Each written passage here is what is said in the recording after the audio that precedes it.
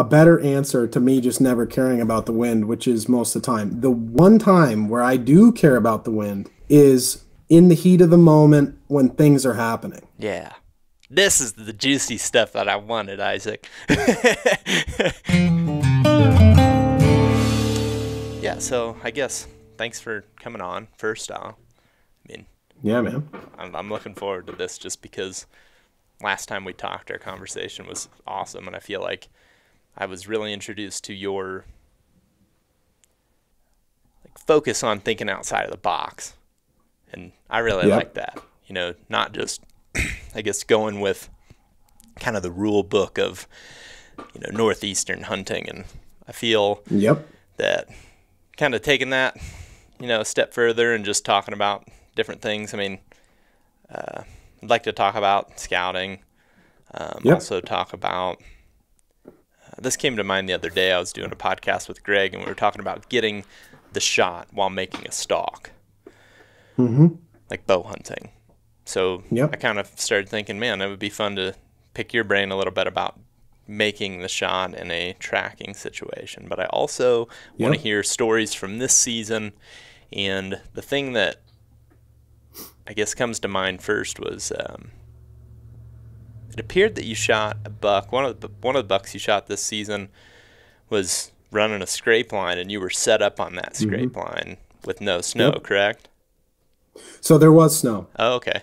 There was, and thanks for having me. Oh yeah, sorry, I really appreciate it. No, it's okay. Yeah, thanks for having me. I really appreciate it. We did have a good conversation last time, and I'm really excited to do this one. So yes, I did get a buck. It was Vermont, and it was the very last day of rifle season, and I don't get a ton of time off to hunt from work. So basically our last week of rifle season is on Thanksgiving week. And usually I get Thursday, Friday off from my employer. And so I get 4 days to hunt in a row, basically. But that Wednesday we had some snow come in, and I asked my boss, I was like, can I have this Wednesday, you know, I know it's vacation, whatever, but he let me have it. So basically I had 5 days in a row, which is like super rare for me. So I was like, man, Tuesday night, I didn't even barely sleep. I was so excited, you know, and I went in that Wednesday. I went into an area I've never been to before, fresh 6 inches of snow. It was about 40 degrees, raining, about as good as tracking conditions get. And I went all through this piece, probably a 4,000 or 5,000 acre chunk, and I could not find a big buck track, a track that I wanted to take. So I pulled out at 11 o'clock, and I drove a half an hour to another area that I'm very familiar with, and I know there's some good bucks in that area just from scouting and intel. And I went in there, and right off the bat, less than 200 yards from my truck, I caught a big buck track, like a big no doubter. I want this buck kind of thing. Yeah. And so I got on that buck track, and what it appeared to be, what the situation was, is he came down off this mountain and he got in with a few does, and it looks like they played patty cake around in this little swamp, and then they just took off. The buck with the doe just took off, and he just started dogging her. So at this point, I'm not at a jog, but I'm about as briskly as you can walk after this deer. And he took me all over the place, and he took me on this one flat, and it was really, really hooked up. Lots of rubs from what it appeared to be different bucks, big bucks, little bucks. And there was also a lot of scrapes right in this one area. So I continued on the buck, but I took note of that area, because when you're hunting low deer density areas like I do, when you find an area like that has a super high concentration of sign, there's something going on there. And at the end of this story, I'll kind of tell you why I think the concentration of sign was there. But anyways, so I keep on this buck. I'm tracking him. And I took him all right until dark, until I couldn't see anything, and then I headed out. I didn't get him. He was too far ahead of me, and they were going too fast. I couldn't catch up. That happens a lot tracking. So Thursday comes the next day, and then, so I got that wrong. It would have been, yes. So Wednesday, Thursday comes, Thanksgiving Day. I go out and I go to another new area. I didn't go back after that buck. I went to another new area, and I was looking for a buck that I've been after for 3 years, and he was like a giant 8-pointer. I think I've actually sent you game camera photos of him. He has like these big, huge, tall tines, like 12, 13-inch tines, like just like a mega giant for the area.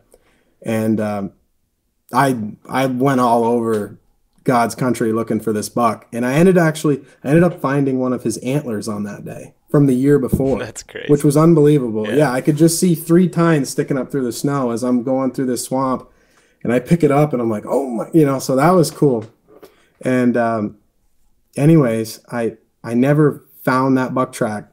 And so Thursday, I was in that piece looking for him, never found him. Friday, same thing. And I did like 50 miles in those 2 days looking for that specific buck. Or it would have been, so the 3 days. So I did 50 miles in the 3 days tracking. Couldn't find, what I was looking for. Couldn't get lucky, whatever. So then on Friday night, it got really cold. On Wednesday, remember I was telling you how it was 40 degrees and raining on the fresh snow? Yeah. So Friday, it got cold, and the snow just turned to absolute crap. And it's the end of the season, and there was the whole bunch of other tracking stories before this, and I didn't get one tracking. Sometimes it just doesn't happen. And I figured, I thought about it real hard that Friday night. I was like, my best shot at getting a buck is going back to that flat before daylight on Saturday, second to last day, and sit there dark to dark.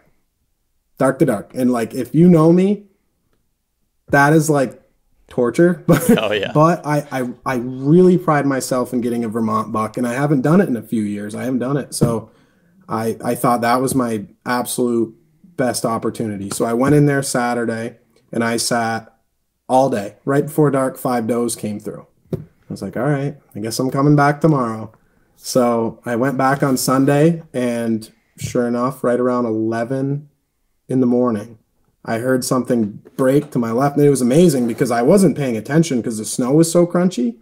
I thought I was going to be able to hear deer coming from like a mile away. But this kind of goes to show you how sneaky and how amazing the bucks are at being like ninjas. Yeah. Because I never heard him coming. I heard something like a twig snap to my left, and I look off to my left, and the buck's hooking a tree, and he snapped a branch on the tree as he's rubbing it. And I'm like, whoa. He's here. He snuck up on me. And he was here. So there was kind of a wet spot that kind of ran down through to my left, and he worked his way all the way up that wet spot so that way he wouldn't make any noise, I'm assuming.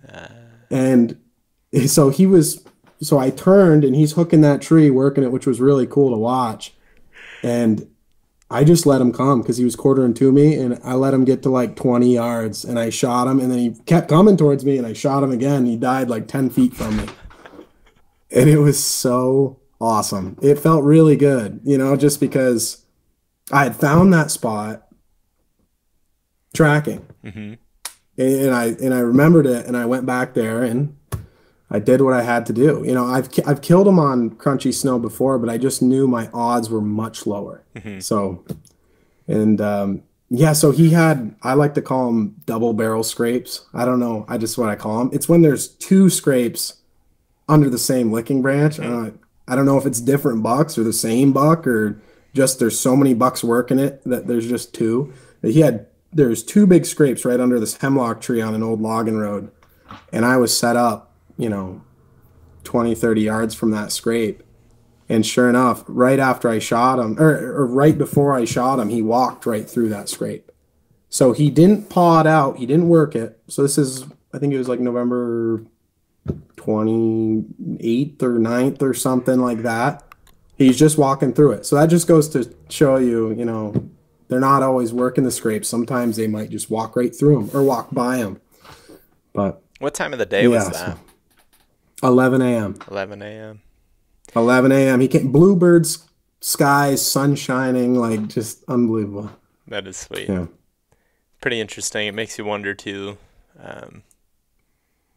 what was he doing before? Was he over there with the doe and was picking up and going to find the next? Was he with the doe still and was just trying to make sure nobody was nobody was around, and that's why he rubbed rather than scraped? Right. It's interesting to, kind of, I don't know, imagine a variety of different things that he could have been doing, but all in all, a pretty cool story and a really cool story, a really cool strategy that's obviously not your favorite, but something that in that situation made sense and it worked. Yeah, and my theory of what he was doing is down below where I was, there's a really, really thick spruce patch. And what I think he was doing is and it was also a big moon the night before. So I think he was running all over heck crazy that night. And I think he probably laid down right around daylight. And I think he had been on his belly until he couldn't take it anymore, which happened to have been midday. Yeah. With 11 a.m. and he wanted some more. So he got up and he went, in that flat. The reason, and I said when I was telling the story, I'd come back, and the reason why I think it was so hot is because there was a lot of guys that were hunting above it on the mountain. But where I was, it's all landlocked with private from the road, private that you cannot access. So to access it, you actually have to go down quite a few benches to get to this area. And guys just weren't going up and over and down. And, it was closer to the road than you'd think it's going to be. But that's where the people were not. Sure. So I think that's why it was so hot. And it was kind of lower, and it seemed we haven't had a mass crop in friggin' 3 years in the Northeast. So like the deer just seemed to be lower in general lately. I think that's why the deer were down there. Interesting. Another thing that I often come back to when I'm thinking about like those midday moves, or why would he get up and make that move, is it seems, just hunting a variety of different places, it seems like there's a consistent theme to movement midday as well. There's usually some sort of change, and sometimes those changes are super subtle, but like, I don't know, a lot of times you'll see it when the wind picks up, or the wind maybe was really, really calm all morning, which a lot of times you get on those bluebird days, and then all of a sudden 9, 10, 11 o'clock, whatever, the wind starts making some sort of change, and it almost seems like they either feel comfortable making the move, or they also are making the move after the does are the does have kind of done their thing for the morning, where it's not necessarily uncommon to be in a setup and see a doe group come through, going back to their bedding area still at like 9:30, right? Like that's fairly common. You don't see bucks doing it as much, but it does seem like they let those does get back, settle, and then make their move because they can find them easier. Right. So yeah, that could be. I mean, that's all just a theory, and I mean the situation in which the buck you shot could have been doing any number of things, but there has been a consistency I've seen in that, especially in November time frame, where the bucks tend to make those moves a little bit later. And it, back when I was a kid, I'd be like, well, why is a deer, why is a buck moving in the middle of the day? That's what's crazy about the rut. And it's like, well, there has to be a reason. It's not just some random move. Like there has to be some sort of reason. And it seems like those two things are factors, at least. The double barrel scrape. It's really interesting that you bring that up. I feel like I try to talk about this often, but it's kind of hard to sometimes know if people even know what the hell I'm talking about. But like, Yeah. what does the size of a scrape mean to you? Is a question I ask a lot of folks, and they're like, well, it depends. And like, something that always comes to my mind is I don't necessarily call it the double barrel scrape. I will be calling it that now because that's a badass nickname. But a double barrel scrape to me, multiple under a tree, or like, another cool one is just all the way around a tree. And it seems like in Iowa, for example, we would see them a lot on pin oak trees that were young, that had low hanging branches all the way around them, or in the Northeast, it's hemlocks. Down south, it's like holly trees. I see it a lot on those. But it's really interesting because those types of scrapes generally are something that catch my eye more than just a regular old scrape, unless that regular old scrape is really huge. Big around, Yeah, to me, I put a little bit of weight on that. What about you? Oh, yeah. I definitely do. And I think the best scrapes are definitely, they're there either because of a geological reason or a food reason in the Northeast, I found. So like, they're definitely not random. Those like big double barrels are like the ones that like I'll hunt over. It's because there's like a cliff on the upper side of it, and then like a waterfall on the lower side, and there's like one little passage that they can get through. The scrape that's there, that's the double barrel or triple barrel, or goes all the way around the tree, like you're saying, because they have to go through that area. And I think, that's what makes a good scrape, in my opinion, is like, do the deer, like, are they like kind of like forced through that area, But I definitely do put a lot of, I guess, weight on the size. And another thing too is like, if you can, and I know guys talk about this all the time, but like you can see exposed roots in the ground, because then that sucker's getting pawed on every year. If there's roots showing or grass growing in the summertime in the scrape, because I'll see that a lot of times in the summertime, is when you see the little grass patch off in the distance, it's because it's bare ground, from being worked all the time. But yeah, that's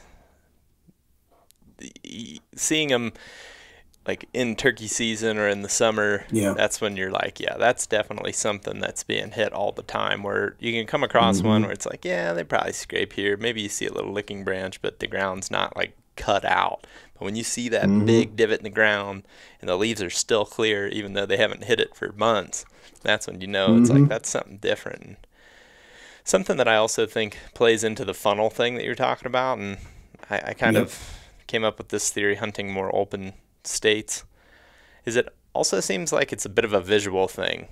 Like, for example, if you are hunting out in the plains of Kansas, and you kind of got a brushy draw thicket, and that's kind of the bedding area, and this is a real basic concept or draw up of a bedding to food situation. You get that thicket, then over here you've got your field, cut cornfield. From that bedding area to the cut cornfield, there's probably going to be a bunch of different trails going in that direction. But generally, if there's like one beacon that they can follow, they have this tendency to go towards that. And I even feel like in the timber setting, they do something similar, whether that be with a scrape or like a signpost rub. When you see, that one pine tree over there, or I use the reference of the holly tree down south, those have green leaves all the time. So when you're looking through the woods and everything's brown and fallen, and there's that one holly tree, there's usually a damn scrape underneath of it. And it has to be some sort of visual thing. Sticks out like a sore thumb. Yeah. And the hemlock's the same way. You look at a bunch of, timber that's got leaves falling off, and then you see one evergreen. It's like, and it seems to be also why you see a lot of rubs on little pine trees, stuff like that. I mean, they have some sort of visual, beacon on them, and it's like, you can't miss that thing. So everybody goes and hits it. And I feel like that's kind of an interesting tendency you see in deer too. No, I think you hit it right on the head. I think that's exactly why they tend to work those specific trees or scrape under specific trees, I think is for the visual reason, like you're saying. It's not random. Once you really break it down and you start to think about the best scrapes that you've ever found, like I can remember all the best ones I found, and they're always very, like, the tree's unique for the area. Or like you said, like the best signposts I've ever found, it's like one brown ash and everything else is maple. And it's like that one brown ash is the signpost because it's the only soft tree around. So I wonder too, this is kind of something that just popped into my mind and something I've been trying to think about a little bit more, or focus on a little bit more, is like, it's no secret that a mature buck likes to stick to cover. And it just kind of dawned on me right now as we're talking about it. It might also be cover for them, like a hemlock, for example. Just as well as I do, like, you're standing out in the trees that are getting all the sunlight, and he's trying to look into those hemlocks. It's a pain in the ass to see what's underneath those trees. Well, if he's standing there spending all this time, digging around in the ground, putting his antlers up in the branches, he probably feels a little bit more secure knowing that he's in a little patch of cover. Go back to the other example I used with Iowa. Those pin oak trees are just, they hold their leaves for a lot longer than most of the other trees in the area. They've got consistent cover there all year. So they start scraping it early, and even when everything else goes away, they can stand in a place like that on the edge of cover. And if they need to escape quickly, boom, they're safe. And those big bucks are going to try to keep to that as much as possible. They're ninjas. They're so sneaky. It's amazing. Like, I cannot get over how effortlessly a big buck can move through the timber quietly and, like, sneakily. I don't know if that's a word, but it's just, it always, when I sit, like, when I do sit, and like I just said with that buck that I killed, I didn't hear him. He was just there. And I mean, you could have heard a man walk through that flat literally a half a mile away. It was blah, blah, blah, like just crunch city. And like, that just goes to show you how good they are at being sneaky. And I think you're right. And that's like, a lot of times we have a lot of scrapes under beech trees. Yep. That's a good one. And beech trees, they hold their leaves until February sometimes. So like, all the other trees have dropped their leaves and they have that, like, kind of blanket. Like you said, it might be they might feel comfortable. My grandpa's property in eastern Ohio has tons of beech trees on it, and it's very consistent that you'll find those scrapes under those as well. That's another great example that kind of touches on all those things: the visual, something different, the like concealment that they get out of it, and it's obviously too, that funnel aspect of it is always a part of it as well, or some sort of edge or anything like that. But so, like, if you're scouting, then obviously you found this place tracking. If you're scouting, are you pinning things like that to go back to throughout the season to either cut a track or just see if the sign's hot, or like, what's your approach this time of the year for what you're going to be doing, like, damn near a year from next year? Yeah, so I definitely like places that I scout that are new to me. If I find areas like that, I definitely will go back to, and I may run a game camera on an area like that. And in the Northeast, I try to hunt older age class bucks for the challenge. And it's fun. I'm a deer nerd, kind of like, I really like to hunt older bucks. And in the Northeast, if you don't run cameras a lot of times, you're never going to know the age structure of what that area has to offer. I mean, you can, like, literally, I've seen it. You can find an area that's just ripped up, unbelievable, but a lot of the bucks are 1.5 years, 2.5 years, maybe a 3.5 years here and there. But if you go 10 miles down the road you can find the same exact kind of sign, the same kind of smaller diameter trees being rubbed, the same looking scrapes, but there might be a couple bucks there that are in the 5, 6, 7-year-old category. Mm-hmm. And, you know, like I don't use a lot of the cameras that I set out, like the ones that I set out last summer, I won't check until this time of year. So like I don't really use cameras to hunt. I really like to use them for like identifying the areas that have that age structure that I would like to chase. You know what I mean? So, you know, if I find an area like that, like you're talking about in the spring, I'll probably, you know, put a camera on it, on that big scrape, and then I'll check it the following year, you know, and then if it's something basically that let it run a whole fall, winter course. Yeah. Let it run a whole fall. And if there's bucks in there that I think are old, you know, like I'll definitely spend more time in that area. And I was telling you a little bit before the podcast, like with the bucks in Vermont that I hunt are very like small in comparison to like Midwestern bucks or Western bucks. In Vermont, on average, we shoot between 100 and 150 bucks that score over 110 inches a year. Yeah, that's a wild statistic. It's a very, very low number. So like, you know, antlers is not really what I'm about. I'm about, you know, I'd love to shoot a heavier buck, you know, because it's the Northeast and that's kind of like what our antlers are. We all want to shoot the 200-pound buck, but right. I just kind of geek out over older bucks for whatever reason. Yeah. And like that buck I shot this year over that scrape, I got a picture of him in 2019. And he was either 1 or 2 years old then, from what I could tell. But he was always very unique. His antlers went straight up off his head, and they kind of turned out forward like this. And he was very, very unique, where all the other deer kind of had, you know, like normal crown, kind of the rack kind of crowns out. You know, they start as a 4, and then they're a 6, and then they're a little bigger and bigger. He was always straight up and curled down and forward. So, yeah, that thing's super unique looking, dude.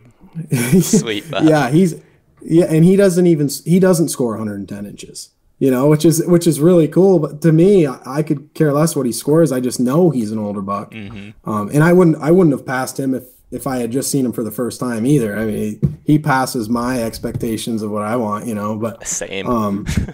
Yeah.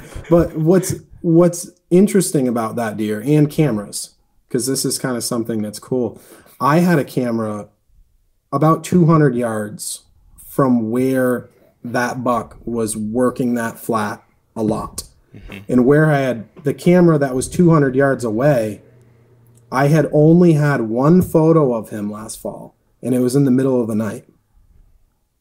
So if I was going off the intel of that camera 200 yards away from where I shot him, you would have never been in there hunting that deer. You would have been like, oh, this sucks. I mean, I had different bucks on that camera, but it was not like where I thought he was going to be and where I had the camera set up wasn't where he actually was, you know, but I found him from tracking. And that's why the whole camera thing, I've heard your whole, like the way you look at them and stuff. And I think you're totally correct about the way you think it messes with your hunting. Oh yeah. Because it totally 100% does. And, you know,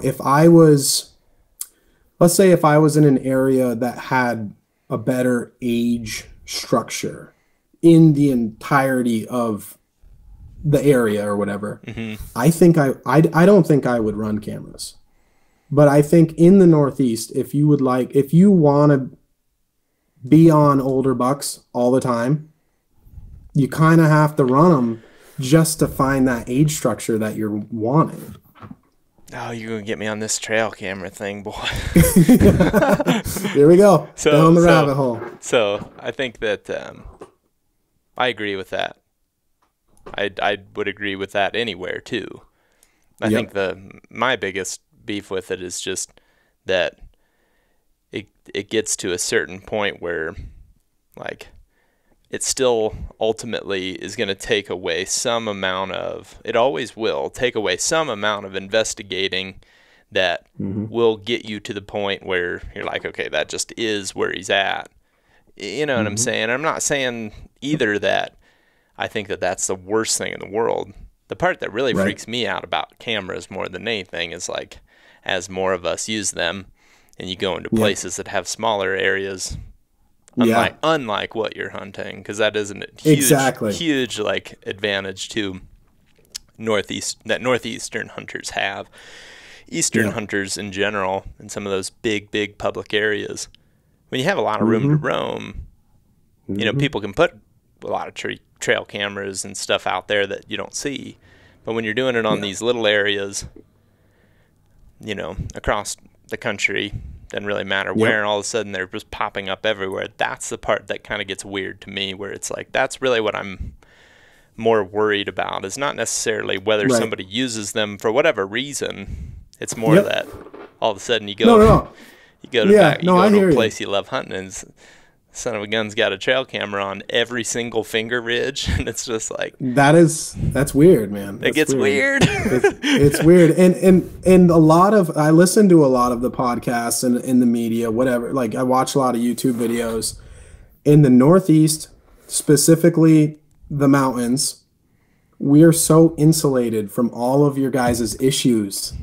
Like, we just don't deal with any of that. Like, I did 243 miles in the timber this year hunting. I saw 0 game cameras. 0. You know what I mean? So it's like, well, it's just totally different up here. You know, like, and I totally understand where you're coming from, where like guys have cell cameras plastered everywhere, and it's like, well, I get it. It also gets, here's the other part about that I got to add to it, is like, it gets praise. Like, to me, it is a little weird when it's like you're like, oh man, you know, this is an interesting piece of content. Like, I'm gonna see what this you know, individual has to say. It's like they got tons of success, and then it's just like, I run 49 cell cameras all year. It's like, okay, well, you lost me there. Like, it kind of becomes like, well, no kidding, you found some good bucks. Like, you know, I'm not surprised. I'm not saying that doesn't take work either. It's just like, that's not what personally I want to get out of the experience, A, and B, you know, there's, I think a part of it is this, like, feeling of really tapping into the past is what I like about not using them, is... And we can't talk about trail cameras this whole time either, because no, it's okay. I mean, I love the conversation. But here's what I really like is, like, I remember back when, you know, I was reading books or like articles, and, you know, my dad would like say, you know, hey, these guys are really, you know, you should really read this book, like the Wenzel brothers, or shoot, there's another one that oh, dang it, I'm drawing a blank here. Fred Bear. I mean, any hunter though, I guess, before, you know, our time, really, or our 20s, I suppose. You know, it's like, when I was a teenager, even, this wasn't as much of a thing, but as time's gone on, it's just become such a focus. And to me, there's a lot of like woodsmanship skills that will never be learned just because of that technology. And because I'm making the choice now to refuse it, I know that I won't get stunted. I may not shoot as many deer or as many big bucks as the person that does, but that's not necessarily my goal. My goal is to have those experiences where I say, this is it. That track, you can't deny that track. Or you know, you're looking at a rub and it's like, well, he's got to have a long tine because, you know, he's touching that other tree behind it. Well, he couldn't do that if he was a short-tined buck. You know, those types of clues I think are cool and are getting lost in the modern-day hunting world. And truthfully, those are the things that, as you continue to learn them, which you still are because you cover so much freaking ground. But those are the types of things, in my opinion, that actually elevate your game, and they're getting completely missed. It's like, we're not talking about what that rub looks like anymore. We're not talking about double barrel scrapes. We're just talking about, you know, I guess how many cell cameras you can run, and that just gets it really just gets to where like I feel like, well, okay, I guess I'll just go scout, and that's where I'll pick up something, because otherwise it doesn't relate very well to most people either, because like honestly most people aren't going to pay for however many cell cameras we're talking, and I guess I don't really have a problem with people doing it, except for it just it kind of clogs up public land. That's the part that kind of in the areas that you like to that others, not just me, others, yeah. all no, of you, us, no, yeah, yeah. But it's like down in that country, I get it. Yeah, and I don't know. I guess I feel like I'm the bad guy when this conversation comes up, because it's just like, no. You don't like it, and we all do it. No. You're wrong. No. And I don't know. No, I know you don't think that necessarily, but some of my friends genuinely do. Yep. No, I could see where maybe they'd think that way, but I think you are right. You are going to be way better off if you try to become a better woodsman the organic way. You're going to be better off anywhere you go in the country. You're going to be a better deer hunter. If you rely on cameras, you are going to lose a lot of those skills that you acquire without them. And I'll give guys a secret in the Northeast. If guys are listening to this from the Northeast, if you run 1 million cell cameras, if you run a lot of trail cameras, and you're trying to hunt off of that data, 99% of the time, if you get a picture of a big buck in the fall and you're not there, you're too late, buddy. Yeah. You're too late. Your opportunity is out the window. And that's why I don't check the cameras that I set until the springtime. I use them because I want to see what's in there. But if you try to use them in the Northeast, where the deer, man, I'm telling you, if there's unpatternable whitetails, we got them. We got them, man. They just randomly do stuff. I follow them on the snow all the time, and I'm like, why are you going up over this mountain? It doesn't make any friggin' sense. So like if you're running a cell camera and bloop goes off, you're at work and you look and there's a 140-inch 10-pointer there, and you're like, oh my God, my next 7 days I'm going to be right there waiting. Buddy, you're too late. Yeah. You're too late. I think that's a big part of why I don't use them personally too, is it would just drive me up a wall.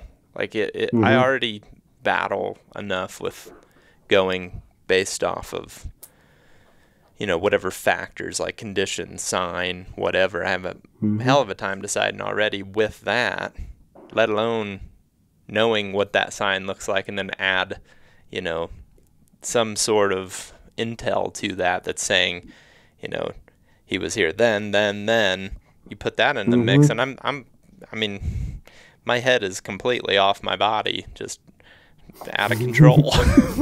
If you try to factor in a camera, and then you have, trust me, I've been down that road before. Same, back when we still worked at Midwest Whitetail, there was a few years, or I guess basically there was 1 year that we used them the most. That was my first year there. And it just real quickly was like, they got their benefits, but, I got buddies, obviously, that still run cameras. And, like, it's interesting always to look at deer pictures. I like that, too. But it just, can really easily spin you out and make you overthink things, where sometimes instinctive hunting is best for some people. Some people are really data driven, and I think that if that's the case, that does make more sense, and we're all different. So I'm not trying to say that like there is one way of doing it versus another. It's just when I always think about like when somebody's looking at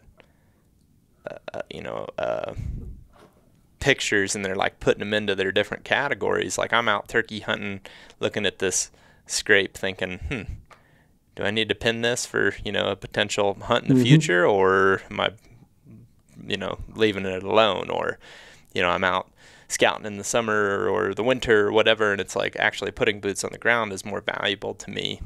And even in season, I don't even really like to set up. I mean, same as you. It's like I don't want to set up unless there's something actually going on. Exactly, yeah. And one last thing with the cameras that I will say in the Northeast too that I definitely pick up on is when I check that camera in the spring, or I pull that card, the biggest thing that I can take away from that card pull is when the does come in heat in that area. Because that's the thing right there. Like, there's some areas that I hunt where every year it seems like the does, they come into heat November 4th time frame. But then there's other areas that are like only 20 miles away where it seems like November 25th is the time. Yep. And I don't know if it's elevation or if it's the food that's in the, I have no idea why, but like if I can take away when is this area blowing up, then I can insert myself to that area and get on a buck track or sit in that area, whatever. That I like to that's what I try to pick up on from the cameras. No, that makes tons of sense. I think that's probably about the best way you could use it, just because it's essentially putting you in the game, especially for the style that you like. You're going into it with the high odds of being in the game rather than just blumbering around a spot where nothing's really hot right now, nothing's really going on.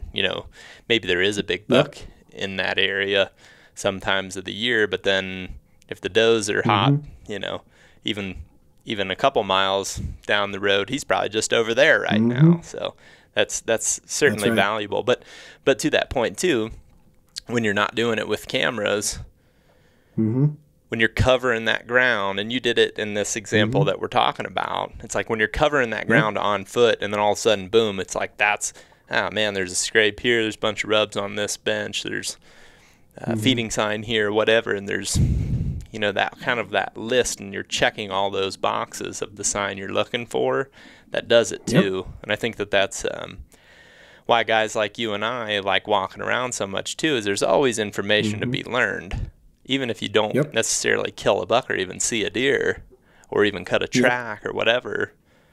If you're covering the ground, you're learning stuff that can be revisited, and whether that's tomorrow or 3 weeks from now or 5 years from now, it's in the back of your mind. And I think that's pretty sweet. Like, hell, I got so many pins in places I've turkey hunted over the years that I haven't got back to deer hunt yet, but it's like, I know I'll remember those spots when I look at them, and I started saving them because there was enough situations where I would go back to a place that I'd turkey hunted and not saved enough stuff to where it's like, now I'm saving it even if there's a chance I never make it back there. But no, I do the same stuff. Paying attention to that's important. So I guess an interesting thing that you brought up that I've seen in some situations as well, even in Ohio, is the rub thing, where you're not necessarily seeing any difference in rub type, I suppose, from one place to the next. Like, I always talk about the one example of a buck that I shot with my friend Ben during gun season. We bumped him, made a loop around him, and ended up setting up close to some feeding sign. Well, within that feeding sign, there were all these rubs, and this is something that took some time to even really figure out, and maybe I've talked to you about it before. It seems like something I probably brought up, but like, I really remember feeling super confident on just a handful of rubs, like maybe 5 to like tops 8. Some of them were maybe a month or 2 old. Some of them were maybe a couple of weeks old. Maybe one of them was a little bit more fresh, but there was kind of a line coming from where we thought he might have went to when we bumped him that led right to that feeding sign. Now, you take me to a place that I hunted in Iowa and show me 5 rubs, and I'm bitching my way back to the truck about how there's no deer in that spot. I'm not paying a lick of attention to it. And I think that was a hang up for me when I first started spending a lot more time in big woods, is I'm not seeing the same type of sign that I did in a more of a farm country setting where you've got more distinct pockets of cover to bed, or cover it, which is bedding, and then food, which is generally a more open food source like a crop field. So again, looking at those specific rubs, I don't really ever remember there being anything that was like, oh man, that's a mature buck. Like, it wasn't tall. It wasn't, you know, on a tree that I could pick up on a tine on the backside on the other tree. Now, I'm not saying that doesn't happen in the big woods, because it absolutely does, but this situation is like, we're looking at like 8 trees tops that are about yay big in diameter, and the rub is like at my knee. But dude, we were pumped about that. So one of the things that I feel that I had to kind of reel myself in with in the big timber is just like be okay with that and know that that's pretty damn good. And I guess I'm curious of like what your experience with that is, and like what your opinion of rub density is. So I think it's an interesting topic, because I think, like, you coming from Iowa, when you were hunting that a lot, I think those deer are just so much more concentrated. So therefore the competition is much higher for the bucks. I think there's more activity, more rubbing, just everything more. And when you spread deer out on a landscape, like just spread them way out, and they just don't have as much interaction with each other, I think the rub and like the rubs and the scrapes and all the like rut sign, it just drops through the friggin' floor. So when I find an area that is really hooked up, and I think it's, and see, the thing that I look for is the freshness in the rub.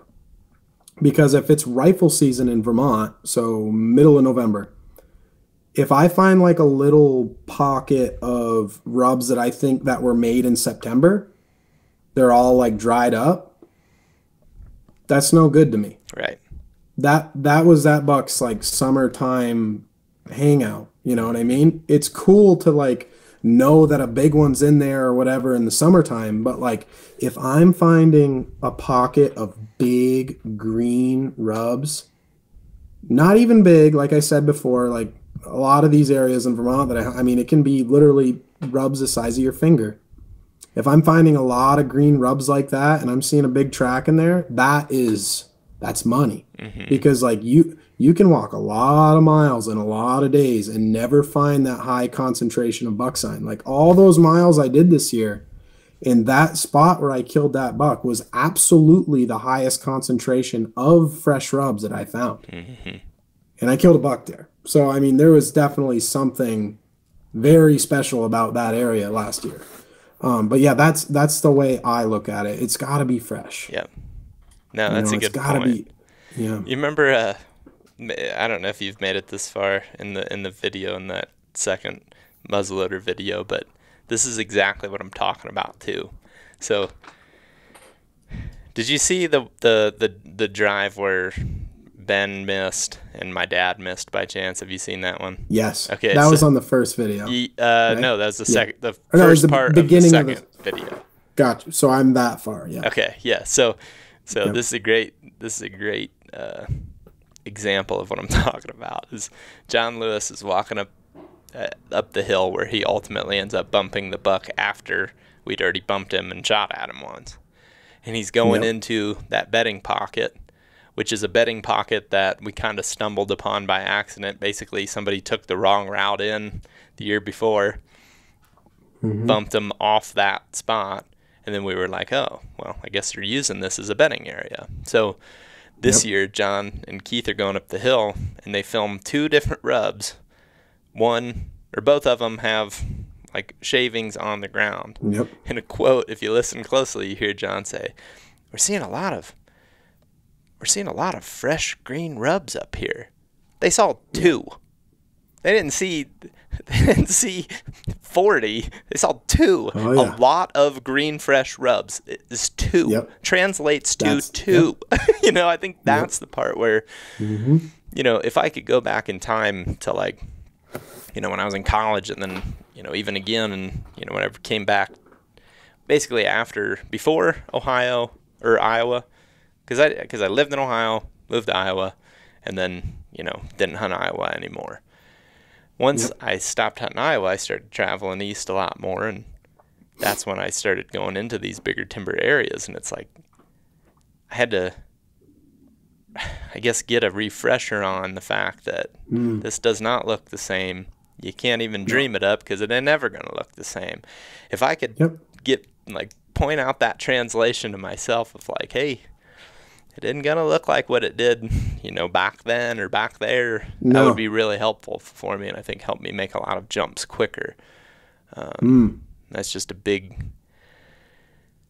really a big learning point for me.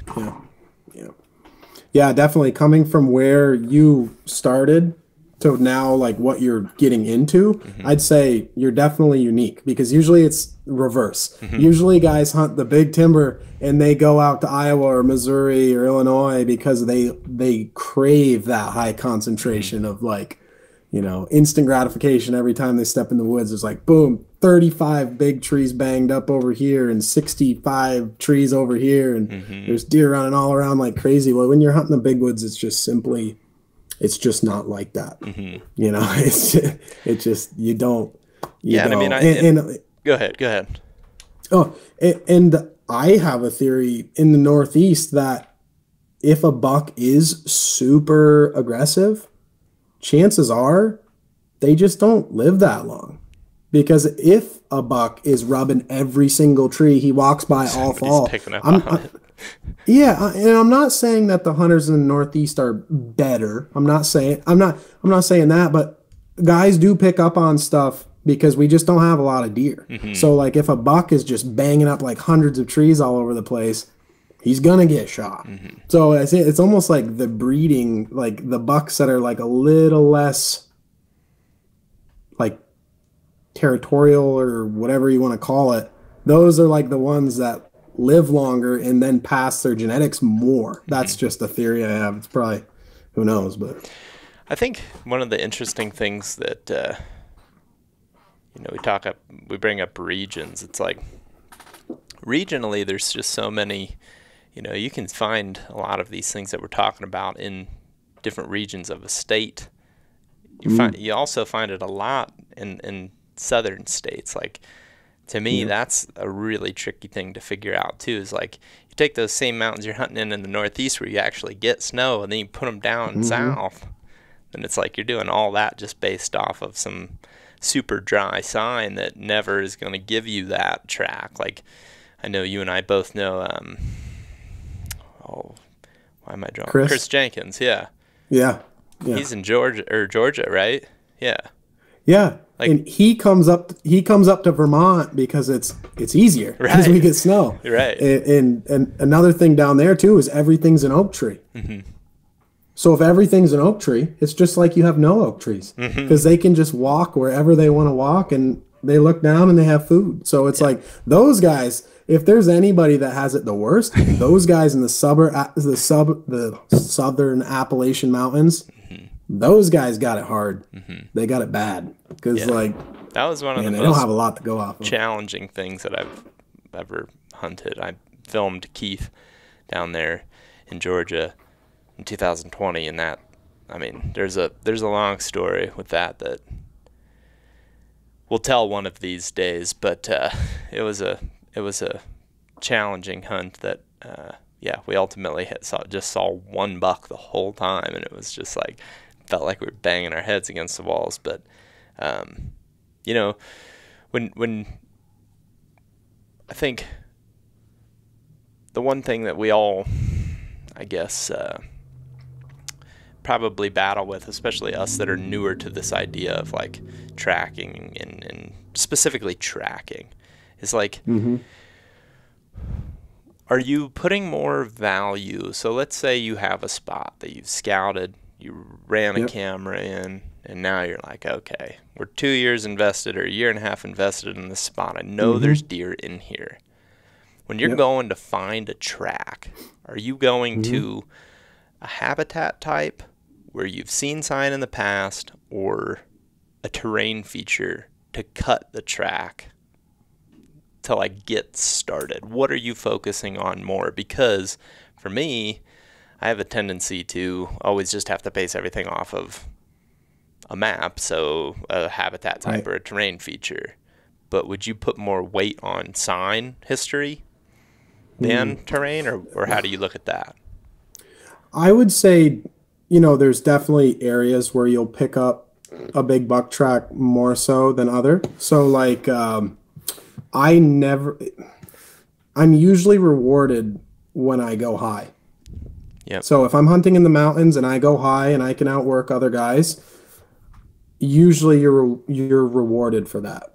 But I don't know if you remember back during the season, I told you I felt like crap because I had done like 4 miles that one day, and you're like, well, you saw a big buck or whatever, and I'm like, but for me, tracking, it all has to do with the amount of miles you cover. So like for me, it's not as much about if I'm going to the right area, it's if I've covered enough ground. So like if I can do between 8 and 12 miles a day, usually I can find something decent. Maybe it's mile 1, maybe it's mile 7. But like I think that's the key for me is I don't necessarily, when I have fresh snow, a lot of times I go to areas I've never even been to before. A lot of the scouting and stuff that I do is for like the bow hunting that I hope to do and usually don't, or these days that are bare ground. Yeah. Because if you try to go into an area to cut a buck track of a buck you've scouted, he's never there, it seems like. He's off in Timbuktu running does, doing whatever. So more or less, yeah, go high. If you're in the mountains, go high. That's where the big ones, they just up there a lot of times. But the other thing is just, man, you got to cover a lot of ground. Yep. That's the key. Yeah, and I feel like I guess this is based off of different types of experiences, not just tracking, but would you say that you agree with kind of the idea of covering different elevations as well? Like you used the example of you went up and over, and I feel like sometimes in elk hunting or even, deer hunting in different hills, turkey hunting, it's like some years they're way up at the top, some years they're way down low, and there's a lot of mostly environmental factors, but then you toss pressure in on top of it, and it's like like we could use the example of some deer love bedding up on high knobs, but if there's an obvious trail that goes to the top of that high knob and people are walking, even if it's 2 miles from the parking lot, if people are just making an easy walk down there, well, at some point they're going to move away from that spot. So it's like that's when then kind of bouncing different elevations seems to be valuable. Yeah, for sure. And I think also thinking how, if you can think, because in Vermont specifically, we're not allowed to quarter deer out. So if you can get in the mindset of the majority, where can I go that would really suck to drag a deer out? That is where you'll find a big buck, because if people don't ever go there, he's never going to get shot. So, yeah, I definitely try to think like, where is it going to be the worst to drag a deer out of and go there. And a lot of times there's a big buck there or a good buck there. And, like that one I got this year in Vermont, it was a 5-hour drag by myself uphill for like 80% of it. It was terrible, but it's just all part of it for me. I enjoy the drag just as much as I enjoy all the other parts of it. Oh, hell and yeah. especially by myself too, because like I always like to like test myself, like I think that's like a big thing with like trackers. Like good trackers seem to be, they always kind of like this similar, where they like to like push themselves and test themselves, and like so like you got to kind of have that edge to your personality. We're like, okay, this is gonna suck, but I'm gonna do it, and it's gonna feel good when I'm done doing it. So and when you really hit that stride is when it feels good when you're doing it. That's when you're really on. You're like, all right, I'm feeling pretty great right now. Yep, in shape, tuned up. Oh yeah. I feel like elk hunting is, and even turkey hunting too is very similar. It's like, you put an elk on your back, that's some work. and it's gotta be. And then you add like horses. It's like, well, okay, so if guys can get horses there, then they only have to pack to here.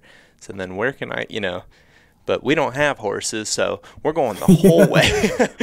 Yep. And that's how you end up packing a bowl out with Jake and your buddies. It's 15 miles from the truck. Oh yeah, I so want to do that one day. It looks so sick, man. Oh, dude, it changed your life, but it's also just cool because, just like, I mean, I'm a firm believer that all hunting, no matter if you're in, even if you're in, your Kansas or whatever, or Iowa, the places that are easy. It's like all that stuff really helps you become a better hunter. All experiences do, because then you can take all those things and relate them back to what you're doing in the present. And I just feel like that's really handy, and elk hunting especially has been, really helpful for that. It's made me a better deer hunter by far. Like, my ability to predict wind is 100% based off of being forced to learn it when calling to an elk, because you mess that up enough and you're like, all right, I got to just try to learn it. And then at a certain point, you do get better at predicting it. You'll never be perfect, but you definitely get better at it. When you're hunting, I guess that's an interesting thing from your perspective of like wind. How much weight do you put on wind going into a hunt? Like, are you paying attention to it on the weather? Or are you just going and reading it as you go, or how's that look for you?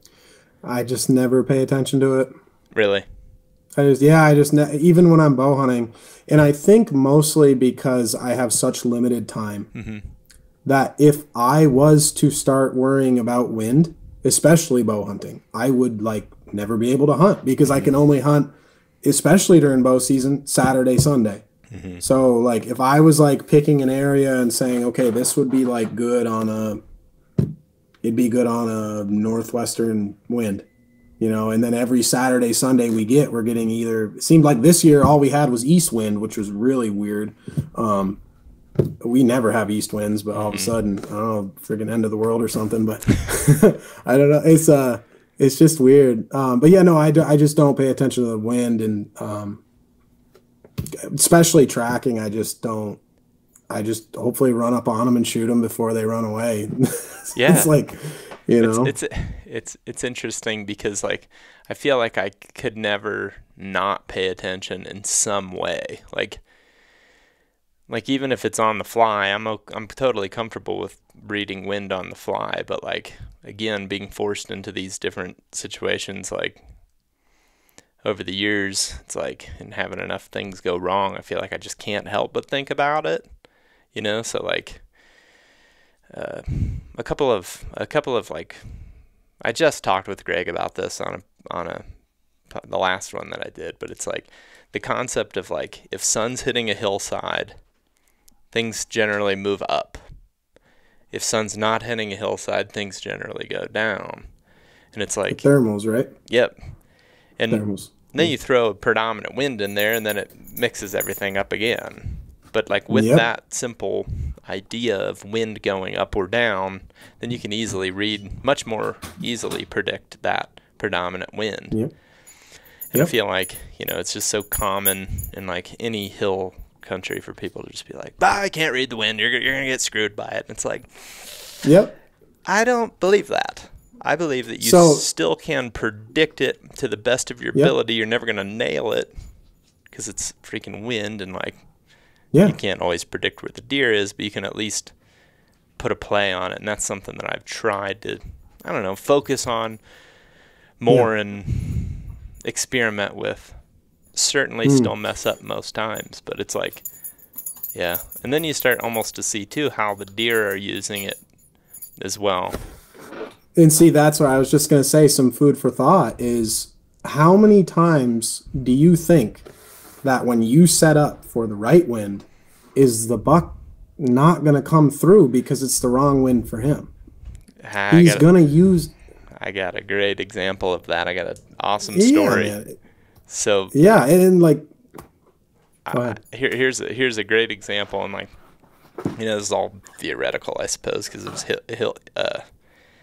timber hills, wasn't able to see actually get a visual on the deer, but Keith and I had been hunting this area, scouted our way out on this point. And we get back there, and there's this really nice saddle. The bench leads right up to the saddle. There's a high point out there. There's a big creek that has a bunch of diversity down over that point. But we get to that saddle, and there's just all these scrapes and rubs, and it looks really, really, really good. And there's also a lot of acorns right there. So it's like you kind of have the perfect recipe for, like, I want to say it was mid-October. So that evening, we set up downhill of the scrape with the predominant wind, I want to say, kind of coming from our right to our left, assuming that the deer were going to come off the high point and then move to that scrape in the saddle, and then our wind would just, obviously be perfect. Well, lo and behold, it's like right about prime time, and we hear this deer just as the wind starts to actually fall more straight down the hill. We hear this deer come down the bench, stop a few times, kind of sounds like maybe makes a few scrapes along the way, and then there he goes. Yep. Sure enough, 10 minutes left of light, here comes a pile of does right down the pipe, right like what we thought, standing at 10 yards. Yep. And it's like, wait, okay. So we were perfect with the wind, but in reality, we were too specific about where we were setting up, and we should have just been more where he was going to try to use the wind to his advantage to get to that spot. And it's like, that was a really helpful hunt for me, like one I go back to often and think, okay, I'd rather now be in the spot that almost doesn't make as much sense as far as sign goes, but where we're actually going to get the shot in a bow hunting or even a gun setup situation, that's kind of a change there. But yeah, no, and that makes sense. And when you were talking about that, that made me think, like, your initial question, a better answer to me just never caring about the wind, which is most of the time. The one time where I do care about the wind is in the heat of the moment when things are happening. Yeah. So, like, let's say I catch the buck. Stuff that I wanted, Izaak. Yeah. So like when I catch the buck and I'm on the edge of, like, let's say, a big bank or whatever, and I have a marginal shot. If I feel the wind come across my face and it's blowing uphill and he's down below me, I'm gonna wait and I'm gonna get that real good shot. Boom, tuck it right in behind the shoulder and give him one there. But if I catch that buck on the edge of the bank and I feel that wind blow right down off the back of my neck, boom, he's getting one right then. Yep. Because, I've been winded just as many times as anyone. So that there is a time when I worry about the wind, and it's when the heart rate's at about 185. Yes. Now, see I know you're thinking about the wind. That's the type of thing. That's what I knew. Yeah. I'm glad that you brought that up, because that's a good, I guess, transition into kind of that question of getting the shot off. Like, something that is hard for me to visualize,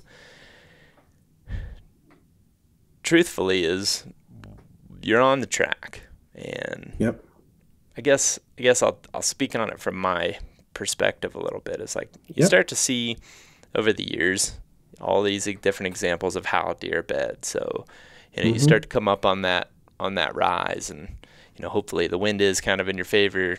You feel like the deer's starting to slow down as you're starting to get up on that bench or on that little point or whatever. You see that right in the perfect spot, there's a down tree.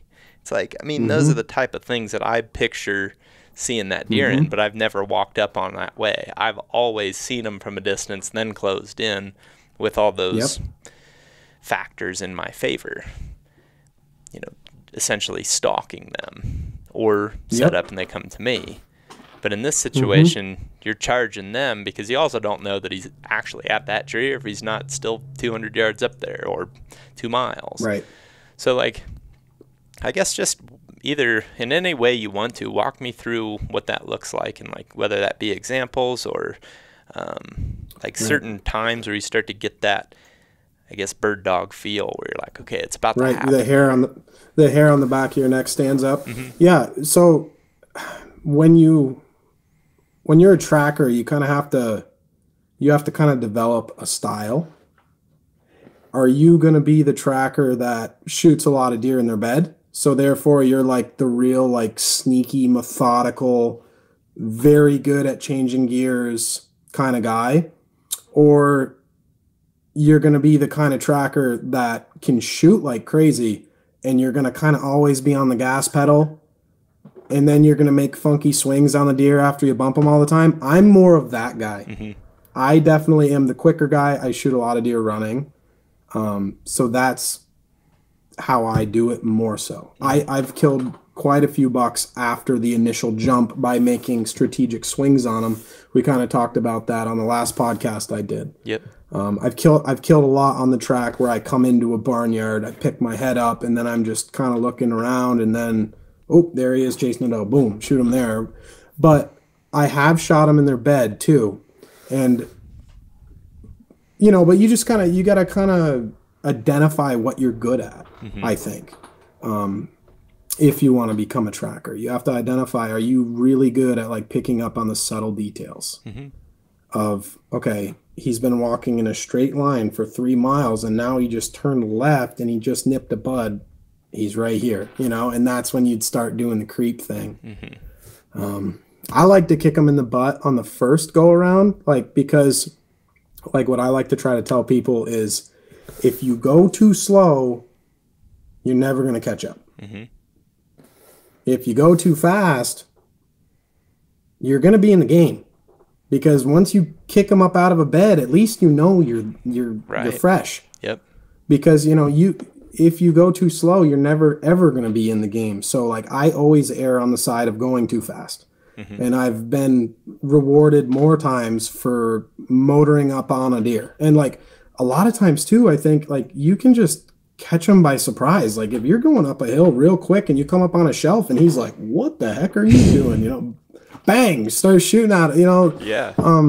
But yeah, it's all dependent on your style. And I'm sure my style will change as I maybe slow down with age. But right now, I shoot a lot of running deer. Mm-hmm. They're usually running away from me.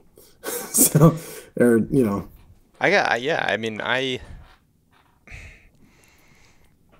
it's interesting because I feel like there's a lot of similarities between tracking style and deer drive style. What is your, position in the deer drive kind of depends on what you're good at, right? Are you good at sneaking into a spot? Or are you, if we put that person as a driver, is he going to dink around mm-hmm. too long and never actually drive the deer? That's important. Yep. And I feel like you can kind of see that in different people. In tracking being more of an individual mm-hmm. thing, it makes total sense of where you would find your, you find your style and you try to kind of focus on that. And as you're saying this, I'm like, well, I don't know what style I am, because there's certain situations in which I would be the guy that really slows down. But I also think there's plenty of situations in which it's like, okay, let's just go as fast as we possibly can, because I know this deer. Here's an interesting thing about tracking to me is and some people really get bent out of shape about this, so I don't really talk about it that much. But it's when you stalk, you hunt like a cat. You hunt like mm-hmm. a mountain lion hunts. When you track or you deer drive, you hunt like a dog mm-hmm. and you hunt like a wolf. Yep. And one of the things that wolves can do is they can get on a track and literally just wear something out. Well, not every human can do that, but some can. Mm-hmm. And it's if you stick to it enough, they're eventually going to get to a point where they think that they're fine, but you were just so hard pressed that you catch them at some point too. So it's I do believe there's a balance, but one thing that maybe will help me or hurt me in tracking is so many different experiences of bumping deer or seeing bedding sign on specific spots. I think mm-hmm. I think that can help or hurt. I haven't made that decision yet because I haven't been in enough of those situations. But, I mean, even when I was in the Northeast tracking, I mean, the deer are doing the same thing. And while I totally buy into the inconsistency of up there, it's like they still want to be in those same terrain features. Like they want to be out on that point where they can see a lot, or on the high knob, or on the edge of a steep bank. So it's like if you're coming up on that and he's starting to slow down, well, then I probably am going to kind of bring it back a little bit, slow it down, especially if you've maybe bumped him and he's already bedded in a place just like that 2 times or whatever, it's like now we're slowing down. The feeding is a big one too. If you're going to be the guy that shoots them in their bed, like that's the biggest thing is like, usually when you see that they've fed, it's already too late. Usually they've already seen you come, but when you bump a deer, they're vulnerable, because and that's why I like to make those big swings on the deer. And because, they're running away from you, they're not hiding, they're trying to get away from danger. And so my theory on it, the whole tracking thing is like, once you bump that deer, if you swing out around, I mean, you got to wait anyways, you got to wait a little bit. So if you swing out around and you give yourself an opportunity to catch him trying to get away from you, you're in the game. But I will tell you, the guys that I like idolize, like the best that have ever done it, in my opinion, the guys that have the most, the guys that have been the most successful, I guess that's the best way to put it. They were definitely the guys that were all gas, no brakes. It's just those guys get way more opportunities. There's a guy in Maine doing it. He's an older guy. And that guy, I've heard stories, and I know they're true because I know a guy that went and filmed with him this year. He'll do literally 20, 25 miles a day. And when he bumps him, he waits a little bit, but then he just keeps after him at the same speed. And he talks about how eventually a big buck will just stand there and look back like, what are you? Yeah. So like if you have the endurance and you have that heart and you can do it, I think that's the best way to do it. Yeah.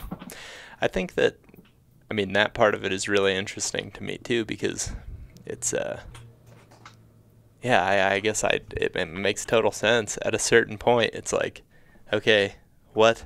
Like am I going to turn on you? Yeah. Yeah. I remember last time we talked about, tracking specifically. I was like, I kind of feel like that makes, like, I don't fully understand the waiting thing, to be honest. Like, I guess I get it to a certain degree, but like, I don't know that I would really wait, to be honest, most times. I love your idea of looping around them if you're going to wait. But at the same time, it's like, man, you look at how short a day is in that time of the year. It's like, you better be moving or you're never going to catch them, like you said, especially those deer that are just like on a mission, moving. To me, especially if you can keep on that track easy and you're not getting into those barnyard situations and trying to sort things out, it's just like, yeah, man, just be on him. Just press. And I don't know, to me that does seem... until the very end. And I think this is where I guess I just have like my own spin on it. It's like, because of all my time still hunting with a bow, gun hunting, still hunting, whatever, like, it doesn't matter, I guess, turkey hunting a bunch of cut up terrain. There's certain points where I guess is another thing that was a learning curve, but over time we all started to realize that we were being too careless about just like, this is like the buddies that, like, for example, the guys that I drive with.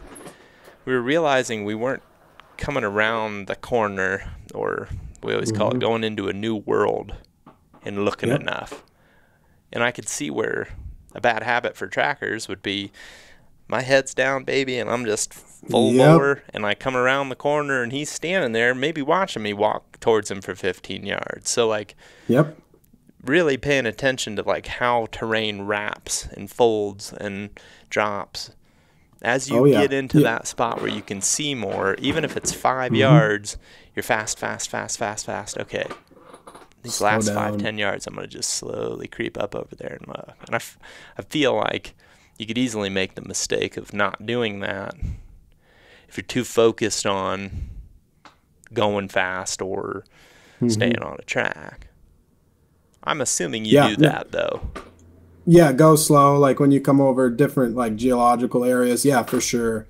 And but like one thing I'll ask you is, have you ever been walking out of the woods carelessly, really fast, and you just like come up on a deer that like is like right there, and then they like run off? Oh yeah.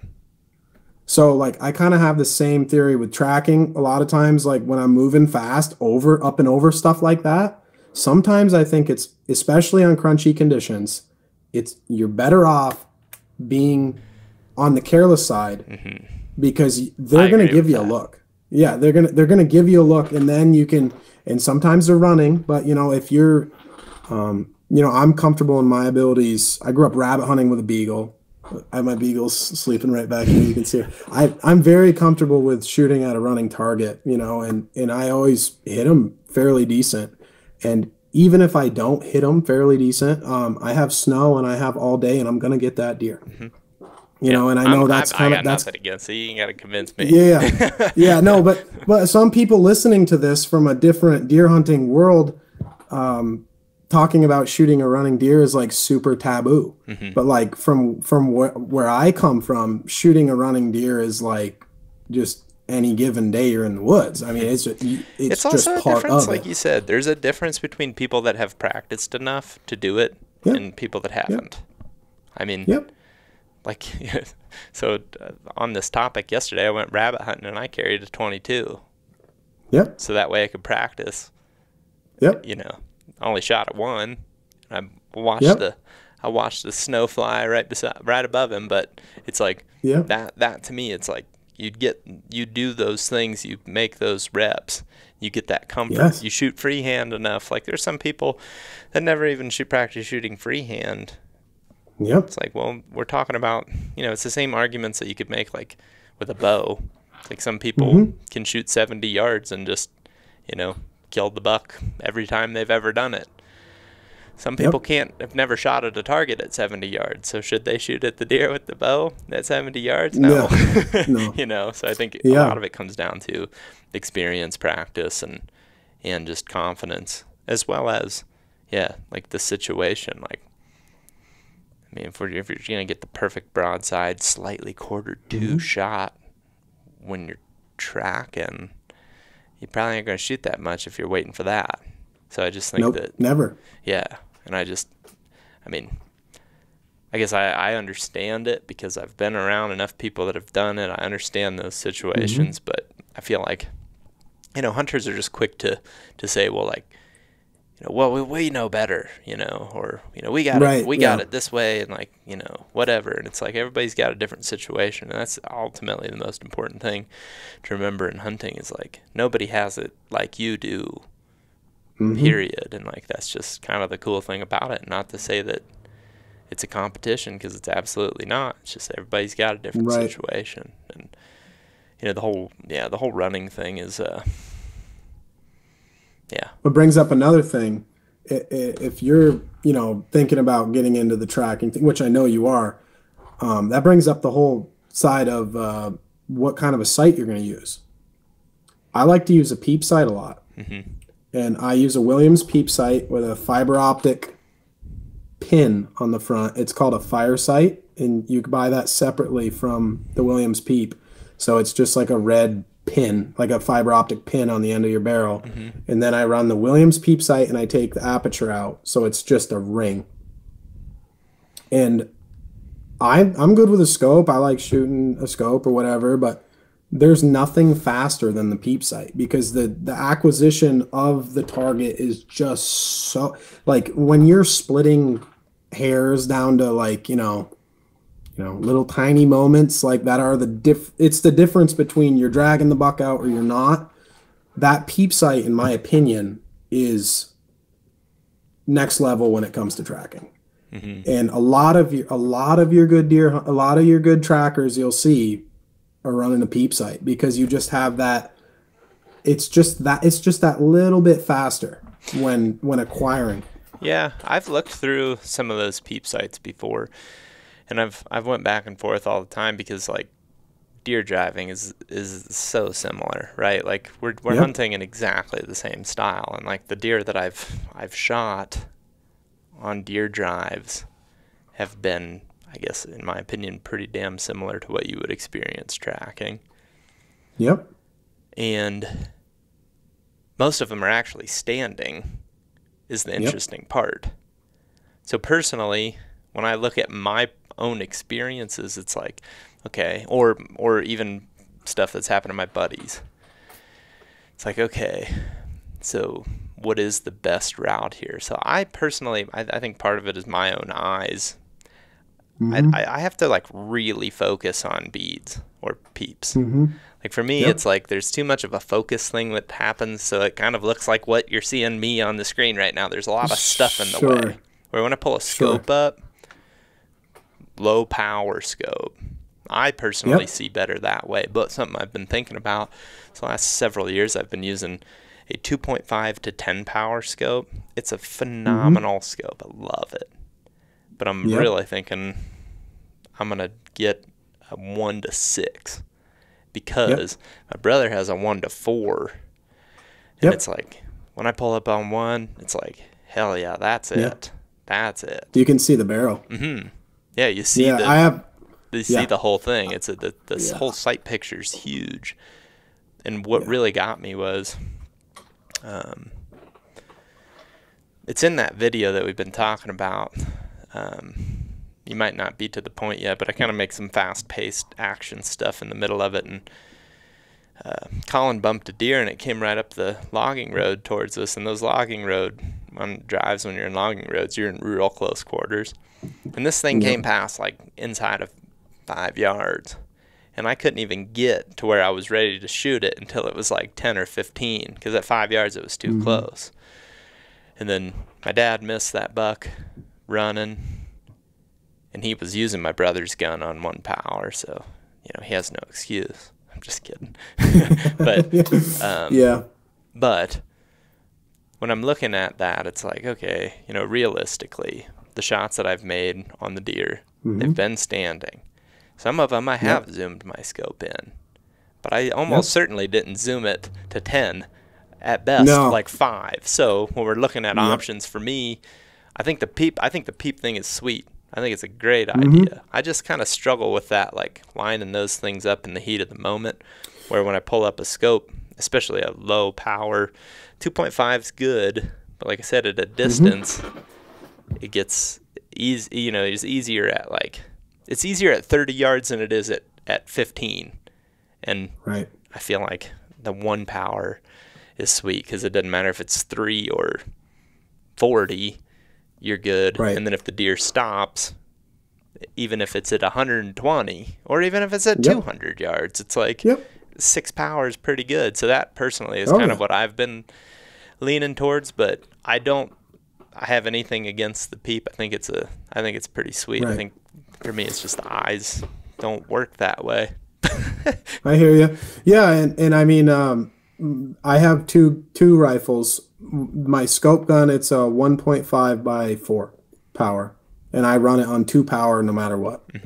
And but with my peep sight, in my brain, it's the exact same thing as my bow, where I have a peep and a pin.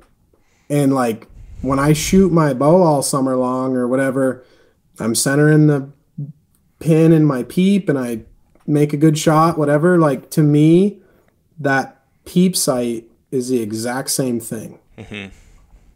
That's just the way I look at it. Yeah. But I also I do the same thing rabbit hunting. I have a 1022, just a Ruger. You can buy a Williams peep for a Ruger 1022.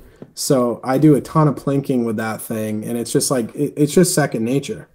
And like I guess the only way I could explain it probably to people listening is when I have my peep gun compared to my scope gun, I would say the peep gun would be more like shooting instinctual traditional archery, whereas the scope gun is more of a compound with a pin and like whatever. Because like that peep sight, like when I pull it up and shoot, like it's just so second nature. Like it's just everything's like autopilot. Like you just pick it up and you bang. Like I don't know. That's just the way I look at it. Yeah, I mean, it makes sense. I feel like whatever, works for any individual, and to get to that point though, because that's where you're ultimately trying to get. It's like when you can just pull up and anchor at that same point, and that's where, some I'll pick up some people's guns, and it's like the way the turkey guns are the worst. It's like you pick up somebody's turkey gun and they got a freaking red dot like a mile high on it, and you're just like, well, how do you even? I mean, I'm holding. It's like you're holding the gun like this. To me, that's not natural. So when I'm turkey hunting, I'd rather use the bead because the shots are. I don't know. It's such an interesting. It is an interesting topic, and really can only be. I feel like you have to have a certain amount of like varying shots to be able to really even say, there's one better option, because like a guy in our drive group, Shane, he shot a buck last year with a red dot. Basically the buck came running off the hill, kind of stopped, shot it, made a perfect shot on it, and that was it. This year he switched. So it's like he's back to a scope, but it's, so it's like even when something works, it's like you don't even necessarily like hold on to it. And I guess the sight thing though specifically is a cool thing to bring up, because I've really, really been thinking about that recently. Like I've got my muzzleloader sitting right here, and I'm like looking at it thinking every day, I'm like, man, I'm gonna have to get a one power to at least try it. At least try. Get a 22 with a peep sight and shoot that thing a lot, and like just like do like the quick pull it up and shoot it at paper, and shoot cans and stuff. I'm telling you, man, if you get comfortable with that peep, there's nothing faster. Yeah, it's interesting though, just because I've personally always had a scope with a rifle, even 22s. Like when I was growing up squirrel hunting and stuff, that's what we were doing. But then,